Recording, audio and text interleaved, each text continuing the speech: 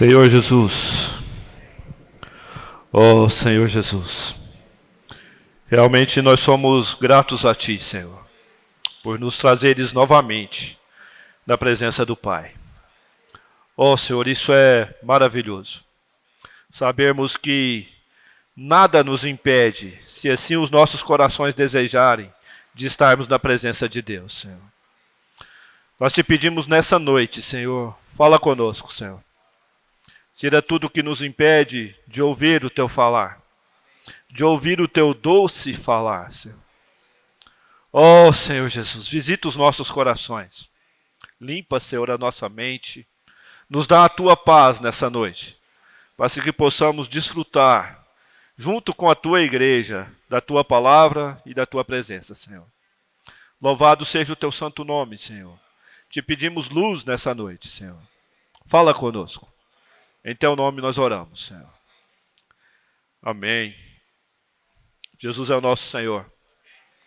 Nós vamos dar continuidade ao nosso estudo do livro de João, né? Nós vamos falar sobre, hoje e amanhã, ainda sobre esse capítulo 13 do Evangelho de João. E esse capítulo tem algumas peculiaridades. Esse capítulo é uma espécie de transição de um momento do Senhor Jesus para um outro momento muito importante.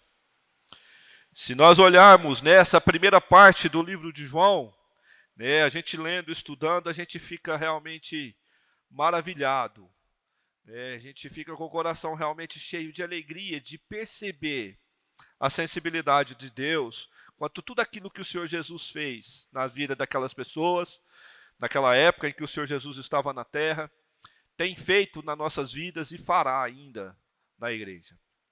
Nós percebemos que do capítulo 1 até o capítulo 12, o Senhor Jesus veio para trazer Deus ao homem. Ele veio para satisfazer todas as necessidades humanas. Ele veio para trazer alegria verdadeira ao homem, alegria no espírito. Ele veio para curar o homem, veio para perdoar o homem. Ele também veio para tirar o homem, aquele que se sentia inútil ou paralítico espiritualmente, como aquele que tem alegria e prazer na presença do Senhor, se tornando útil nas mãos daquele que o salvou. O Senhor veio para tirar toda a cegueira espiritual e física de todos aqueles que se sentiam cegos, que não podiam ver a Deus. E esse Senhor Jesus, com muito êxito, fez tudo isso. Isso foi descrito nesses primeiros 12 capítulos de João. Isso, irmãos, a gente vai lendo a palavra, vai percebendo tudo isso, vendo o arranjo de Deus, com esses sinais, são relatados 9 sinais até o capítulo 12, e tudo isso é para nós. Tudo isso foi mostrado e relatado para nós, esses milagres, ou assim chamado no Evangelho sinais, para que nós pudéssemos realmente sermos levados a Deus. Para que esse Deus realmente pudesse ser tudo aquilo que nós precisamos. Que Ele pudesse realmente satisfazer as nossas necessidades. E a partir do versículo 14 ao versículo 21, aqui muda um pouco, que agora o Senhor Jesus seria preso, crucificado, morto e ressuscitado. Agora ele, nessa primeira parte, ele tinha trago Deus ao homem. Agora, pela sua obra de redenção, o preço pago na cruz, ele levaria o homem até Deus. E nós nos tornaríamos assim um com Deus. E é justamente nesse ponto, nessa faixa de transição, que está o capítulo 13. Os irmãos já compartilharam outras vezes, nas semanas passadas, um pouco mais desse capítulo 13. E hoje a gente vai ver um pouquinho mais, já com isso em mente, sabendo que aqui é um capítulo de transição, de preparação. E por ser isso preparatório, ele é muito importante para nós.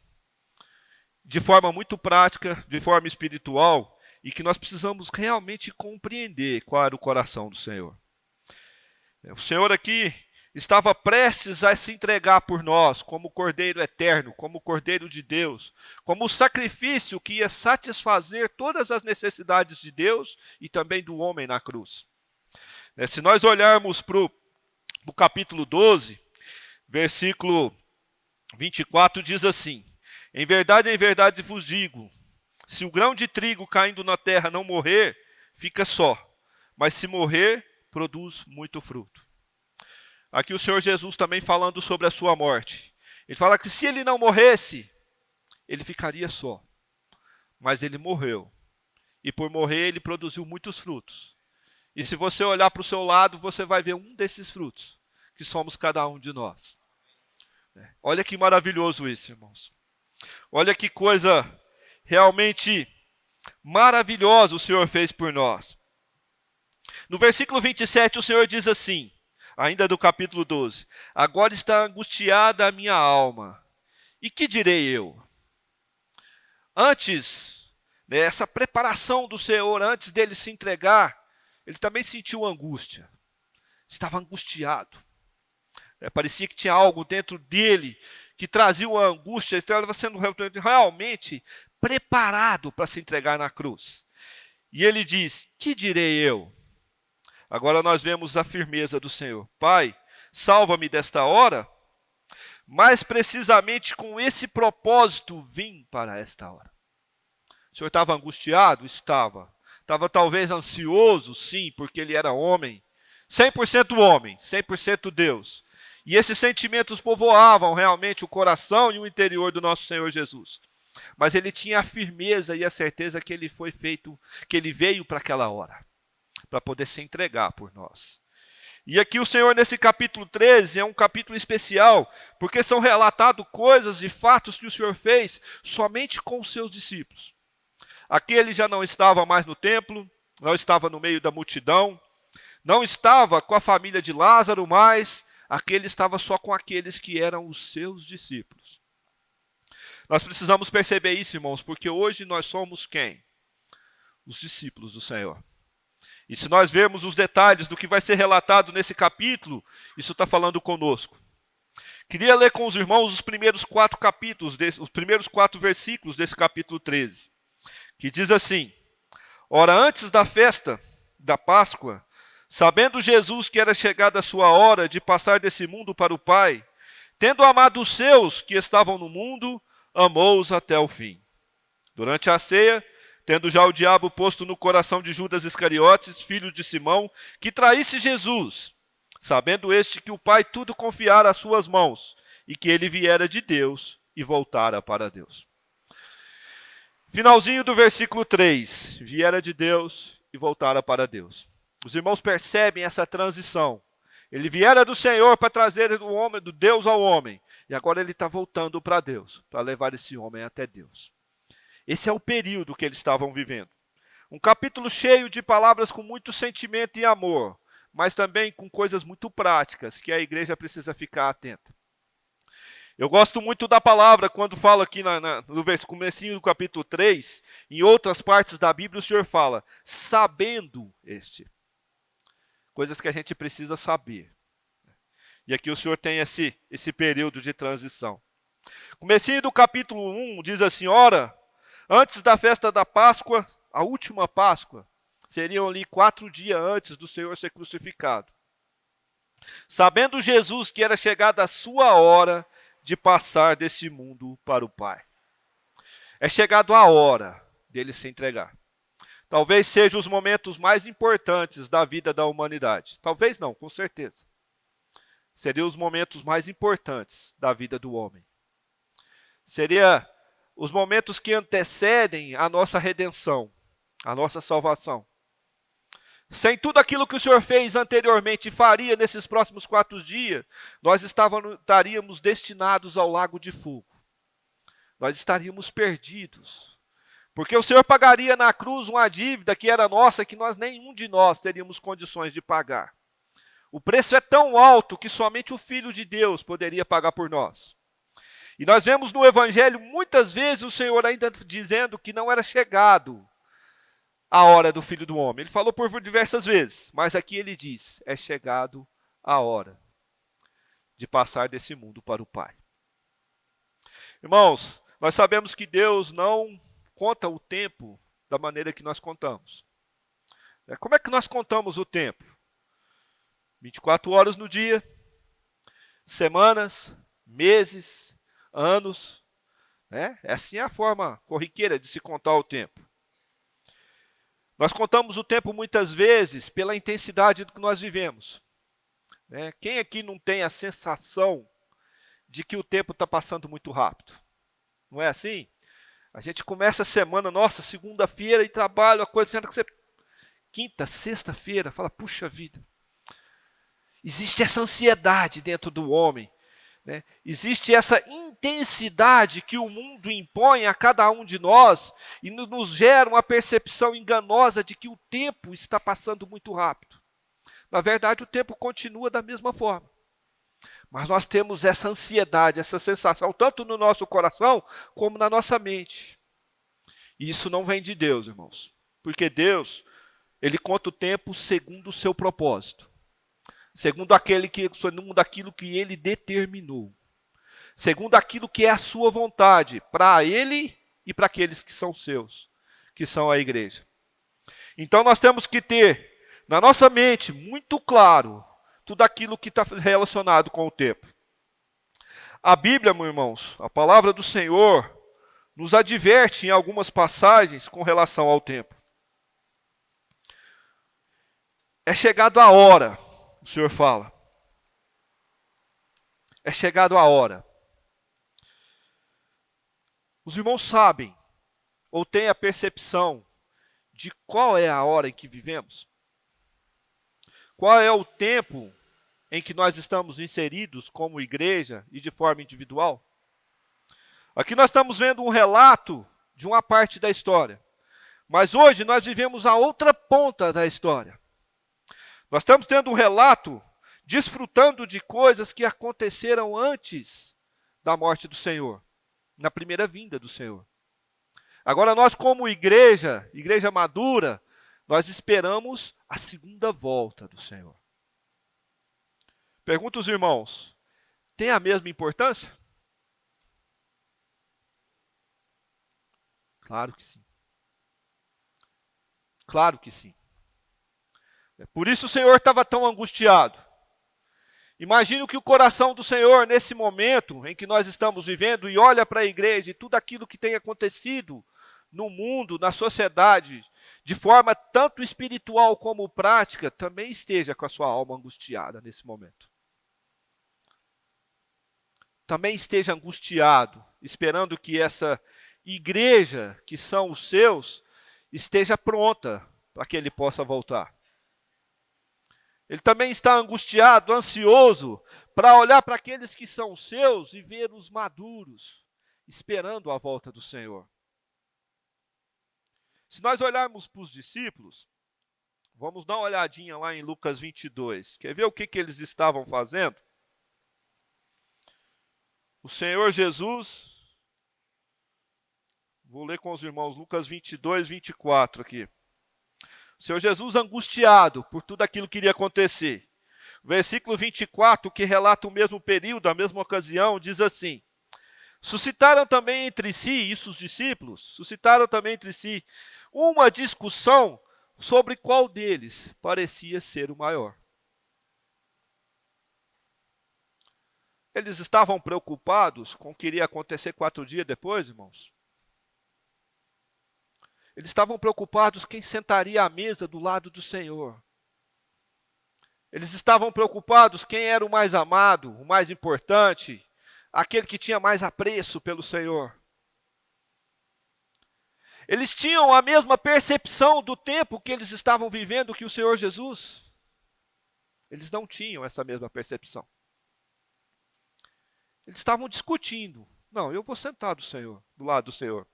Pedro, com toda a sua intrepidez, certo, falava mais alto, mais grosso que todo mundo. Não, eu vou sentar do lado do Senhor. Os irmãos conhecem a vida de Pedro. Por outro lado, João, o discípulo amado, falava, não, fica quietinho, Pedro. Eu sou o discípulo amado, eu vou me reclinar aqui do lado do Senhor, vou ficar aqui tranquilo do lado dele. E os outros diziam, é porque vocês e não eu? O que você tem de melhor do que eu? Os irmãos entendem, aqueles que estavam lá com o Senhor eram os seus discípulos. Aqueles que por 3 anos e meio caminhavam junto com o Senhor, sofreram com o Senhor todas as humilhações, as perseguições. Aqueles que estavam 24 horas com o Senhor e mesmo assim eles não estavam preocupados com o que aconteceria 4 dias depois. Porque eles não tinham percepção do tempo, irmãos. Eles não tinham essa percepção do tempo em que eles estavam vivendo. Aqueles discípulos agora, eles tinham que estar preocupados, não em ser o maior ou o menor, mas como seria a vida deles daqui para frente. Porque até então o Senhor caminhava com eles. Depois da morte do Senhor, eles teriam que aprender a caminhar com o Senhor. Os irmãos entendem a diferença? O Senhor fisicamente estava com eles. 4 dias depois, eles teriam que aprender a caminhar com o Senhor, ou seja, buscar o Senhor. Eles não teriam mais a presença física do Senhor. Isso é muito importante para nós, irmãos. Muitas vezes nós queremos que o Senhor caminhe conosco, mas nós não queremos buscar caminhar com o Senhor. E como é que nós caminhamos com o Senhor se não for no nosso espírito? Numa busca diária de entendimento que nós temos a necessidade realmente da presença do Senhor. Se você não percebe, irmão, o tempo em que nós estamos vivendo, nós temos que ser bem francos quanto isso. Também você não percebe a necessidade da presença do Senhor na sua vida. Porque as coisas podem então correndo de uma forma muito rápida. Se nós olharmos por sintomas que a Bíblia relata, vamos dizer somente 2. A Bíblia fala lá em Mateus 24 que o amor de quase todos se esfriará. São sintomas, são sinais de que a volta do Senhor está próxima. Pergunta os irmãos, há amor no mundo? Irmãos, há amor entre nós, entre família. Mas se você olhar para o mundo, como o mundo mesmo diz, há diversas formas de amor. Isso quer dizer que não tem amor algum. As pessoas são egoístas, que é o que diz Timóteo. Só pensam em si próprio, no seu bem-estar e naquilo que realmente vai te trazer prazer, benefícios, conforto.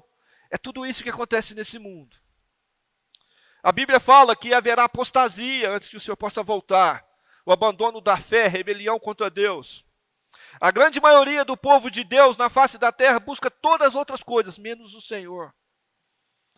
Eles buscam eventos, eles buscam formas de trazer para a multidão, formas de satisfazer a sua alma, formas de satisfazer a sua tristeza, a sua angústia, a sua depressão, o estresse do dia. Buscam dinheiro, mas não buscam a Deus.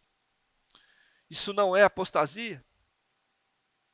Isso não é abandono do Senhor? E se nós olharmos para isso, não são sinais que já estão acontecendo? O tempo, irmãos, o tempo. 2 Pedro 4,7 diz que o fim de todas as coisas está próximo. O fim de todas as coisas está próximo. Sede criteriosos e sóbrios a bem das vossas orações. 2 Timóteo 3,1 diz que os últimos dias serão tempos difíceis. Tempos difíceis.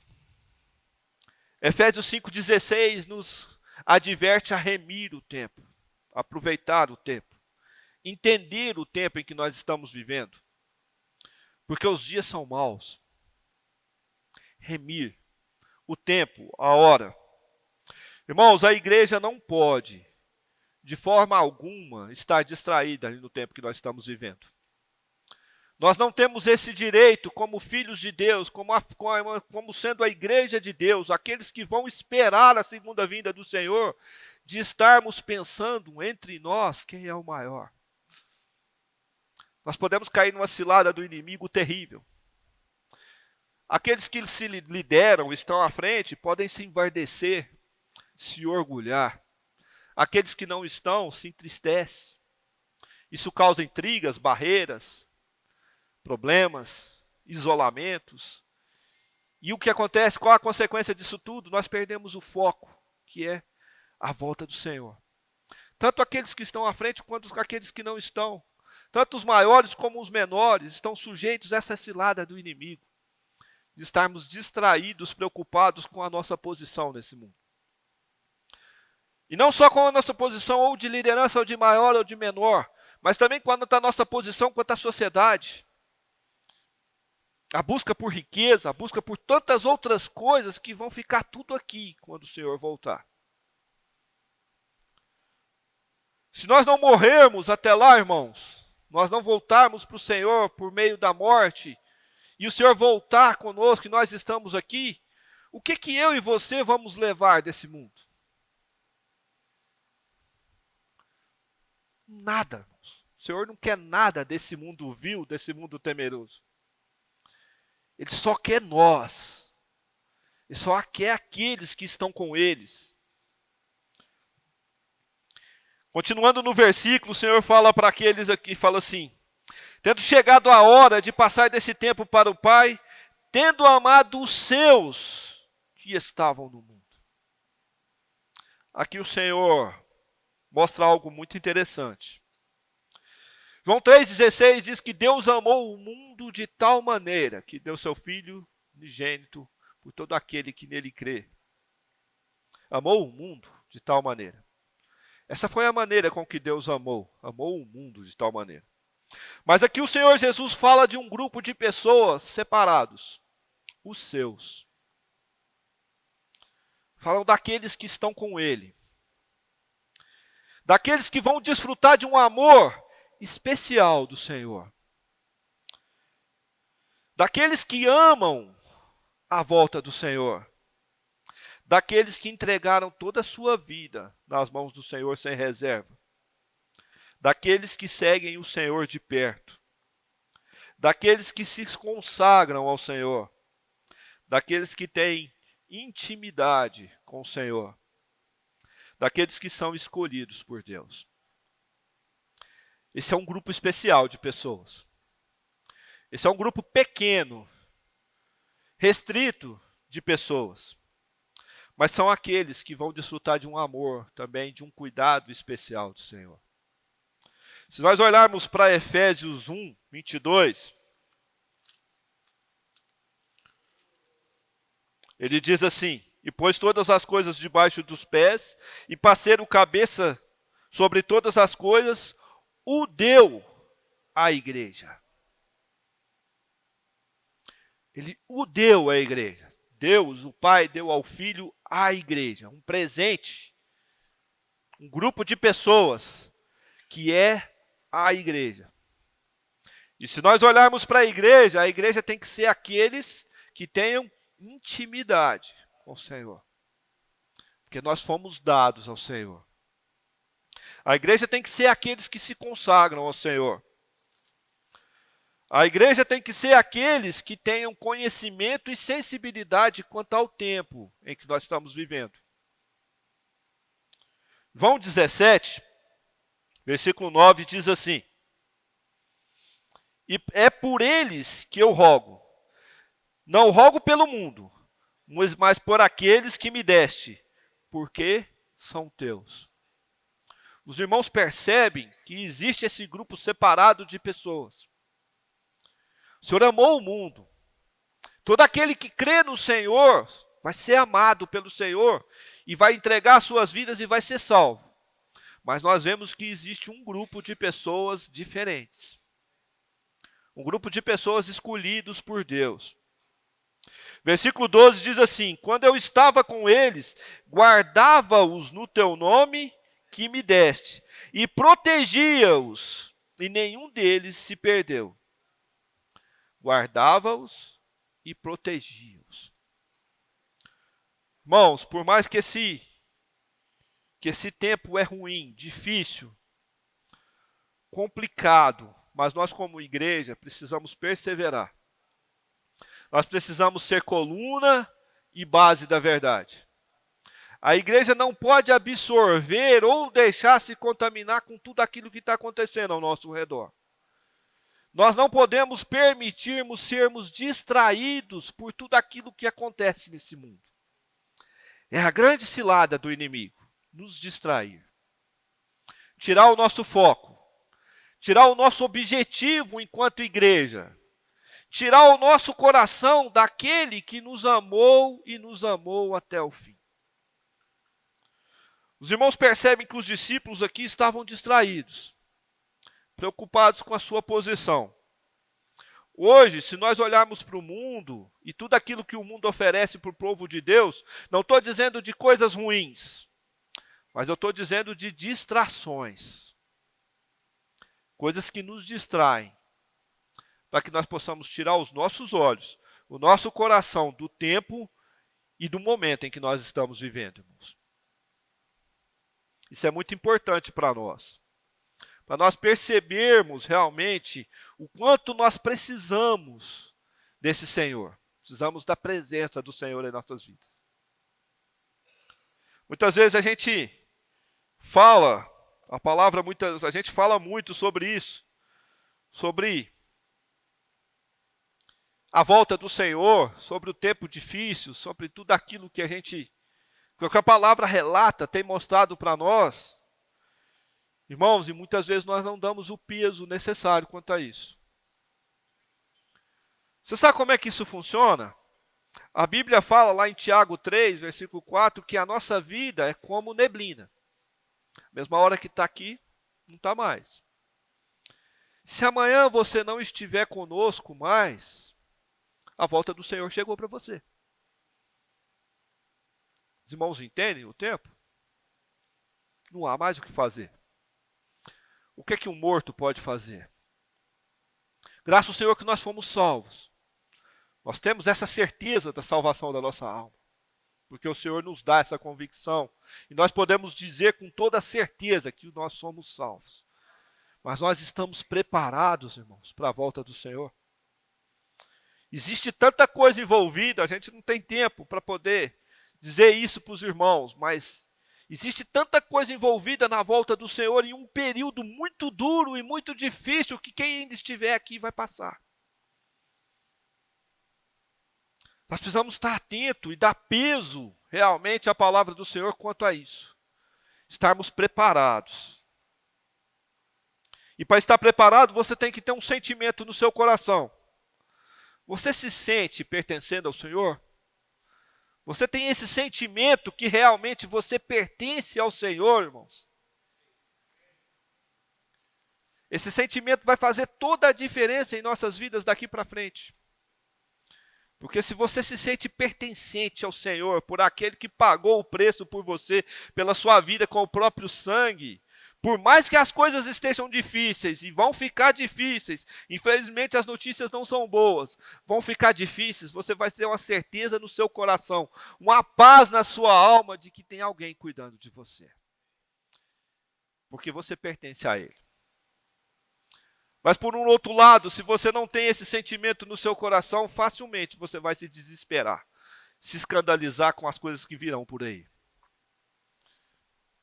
Porque virão. É fato. É fato, irmãos. Muitas vezes a gente quer pôr pano quente nas coisas. Não vai ser assim, as coisas não estão. Não é assim que a palavra diz. A palavra diz que quando os dias são difíceis e o tempo são maus, é porque realmente são. Nós precisamos ter a percepção disso. Não tenha dúvida, meus irmãos. Não tenha dúvida.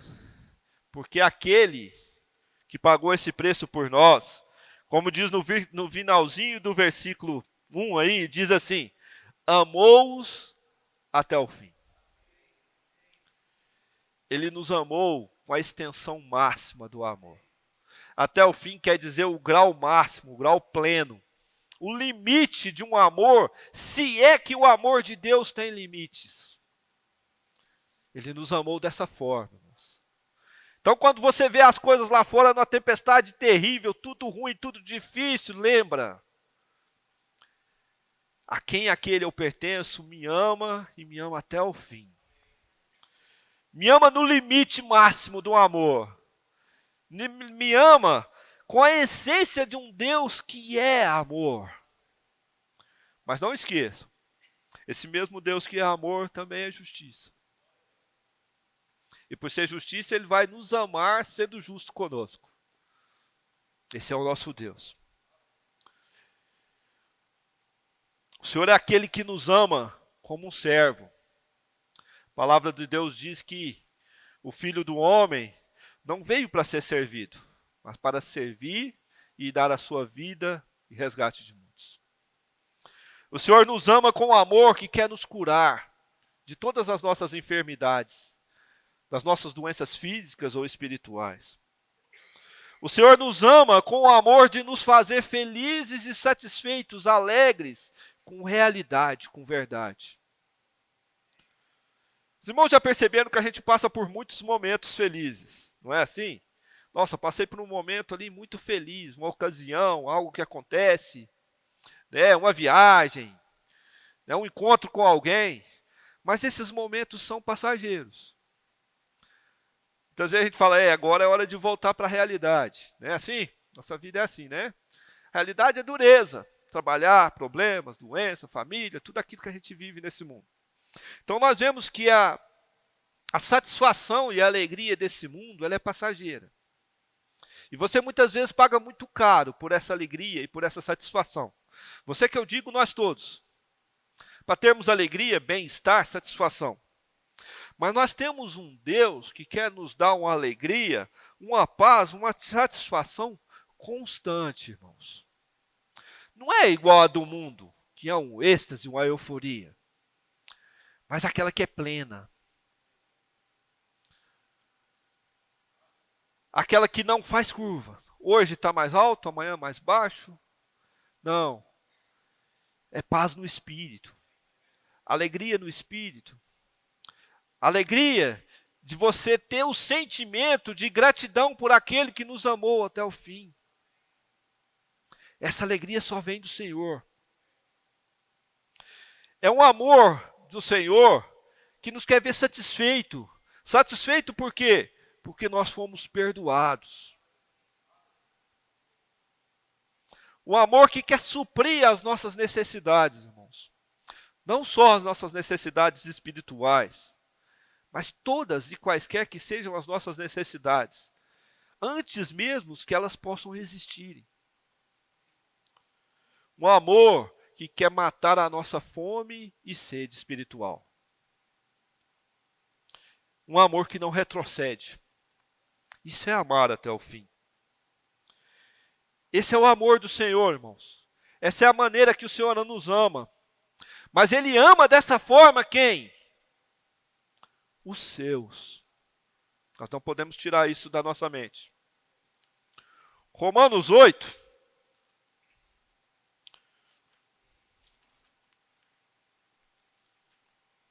Versículo bem conhecido dos irmãos, o 38.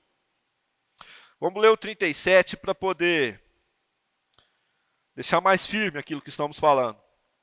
Em todas as coisas, porém, somos mais que vencedores, por meio daquele que nos amou. Porque eu estou bem certo. Irmãos, lê comigo. Eu estou bem certo de que nem a morte, nem a vida, nem os anjos, nem os principados, nem as coisas do presente, nem a do porvir, nem os poderes, nem a altura, nem a profundidade, nem qualquer outra criatura poderá nos separar do amor de Deus, que está em Cristo Jesus, nosso Senhor. Tem algo que pode impedir o Senhor de amar os seus, irmãos? Aqui fala que nós estamos bem certo disso. Você está bem certo? Seja sincero no seu coração, na presença de Deus. Estou bem certo que nem a morte, nem a vida, irmãos. Nem aquilo que nós somos. Nós morremos ou vivemos. E se morremos ou vivemos, somos do Senhor. Nem isso pode nos separar do amor de Deus. Nem os anjos e nem os principados. Nem as coisas do momento em que nós vivemos, das coisas que estão aqui que os nossos olhos veem, que a nossa mão pode apalpar. Nada disso pode nos separar do amor de Deus. Nem as coisas que estão no futuro. Não tem poder nessa terra, autoridade, seja o que for, que pode nos separar do amor de Deus. Não tem distância, irmãos. Nem a altura, nem a profundidade, nem outra criatura ou ser qualquer que pode nos separar do amor de Deus que está em Cristo Jesus, nosso Senhor. Como diz no Salmo, se você estiver no mais profundo abismo, e você invocar o nome do Senhor, você será alcançado por esse amor. Isso é ser amado até o fim, irmãos. Se nós olharmos, quero dar um exemplo para os irmãos, de Pedro. Pedro ainda no versículo 13, versículo 38, isso é bem conhecido dos irmãos, diz assim, respondeu Jesus, darás a vida a mim? Vamos ler o 37. Replicou Pedro, Senhor, por que não posso te seguir-te agora? Porque por ti darei a própria vida. Aqui Pedro afirma, Senhor, eu quero te seguir. Por ti eu te darei minha própria vida. Intrépido, firme, ciente que ele era um amado. Aí o Senhor Jesus responde para ele, Pedro, darás a vida por mim? Em verdade te digo que jamais cantará o galo antes que me negue 3 vezes. Aqui os irmãos conhecem essa passagem. Mesmo esse Pedro, intrépido, certo do que queria fazer, ele falhou. Ele negou o Senhor por 3 vezes. E Pedro não negou o Senhor diante de Pilatos ou diante de Herodes, que eram as autoridades. Pedro não negou o Senhor diante da espada do soldado romano. Pedro negou o Senhor na presença de uma criada, na presença de uma serva que estava andando lá, que olhou para ele e falou, esse é um que estava com ele. E ele, não sou eu não. É sim, ele, não sou não. E para a terceira vez, ele negou, ainda saiu brabo ainda. Oh, não, eu não. Mas nesse tempo em que ele estava lá, ele cruzou o olhar com o Senhor Jesus.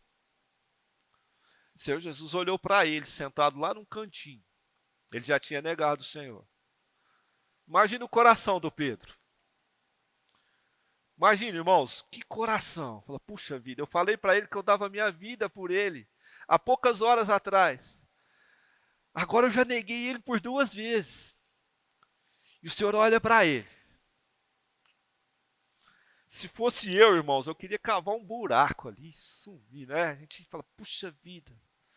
Aquele que me amou dessa maneira, me ama dessa forma, eu realmente o neguei. Oh, Senhor Jesus. Aí o Senhor é preso, crucificado, morto na cruz, foi derramado o seu sangue, posto na cova, e o Senhor ressuscitou. Vamos levar Marcos 16, versículo 7, irmãos. Esse capítulo do 16 diz que as mulheres, Maria Madalena, mãe de Tiago, Salomé, estavam preparando um bálsamo para ir embalsamar o corpo do Senhor Jesus. Foram lá na cova. E chegando lá, eles encontraram um anjo do Senhor que falou a seguinte frase para elas. Capítulo 16, versículo 7 de Marcos. Mas ide, dizei aos discípulos e a Pedro, que vai adiante de vós para a Galiléia, que lá o vereis, como eu vos disse. Os irmãos percebem o que é amor? O Senhor passou pela morte, irmãos. Passou pela morte de cruz, humilhação, carregou a cruz, foi esbofeteado, espancado, a espada foi furada ao seu lado, ele passou por tudo aquilo em 3 dias, dias terríveis e intensos.